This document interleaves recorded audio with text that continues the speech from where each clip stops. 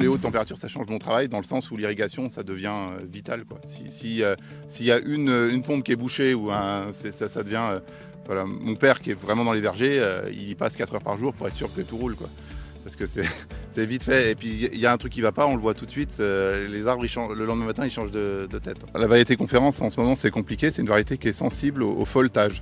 Je sais quand il y a un déficit hydrique dans les racines par rapport aux feuilles, donc du coup les arbres se mettent un peu en mode survie et les fruits mûrissent plus, grossissent plus et au final la récolte ici sera compromise, quoi. Sur tout ce qui est petit calibre et qui n'est pas forcément mûr, nous on a la chance d'avoir un outil de transformation, donc on va y passer pour les jus de fruits et la compote.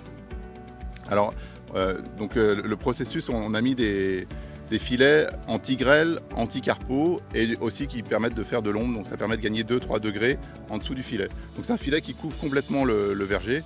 Le carpeau, c'est une chenille de papillon, donc ça protège la chenille de papillon qui ne vient pas sur le fruit. La grêle, c'est facile à comprendre. Et le troisième point, l'ombre, on ne s'y attendait pas forcément, parce qu'au départ on a surtout mis ça pour la grêle et là on voit vraiment l'effet bénéfique de ces filets sur les vergers. C'est des arbres qui sont beaucoup plus anciens.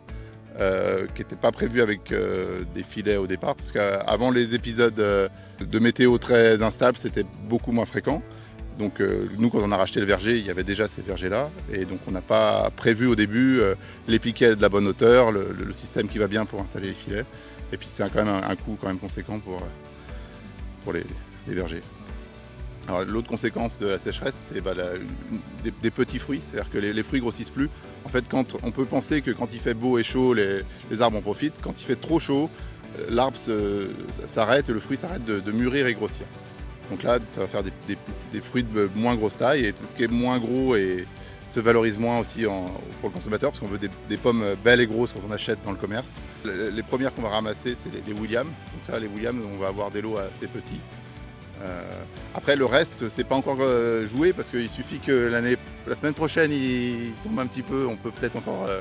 faut savoir que les fruits gagnent vraiment du calibre sur la fin sur le dernier mois, c'est là qu'on gagne vraiment le plus de taille.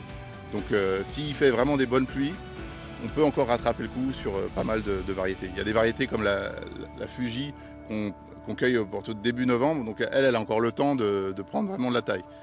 Mais par contre, il faut un peu de pluie.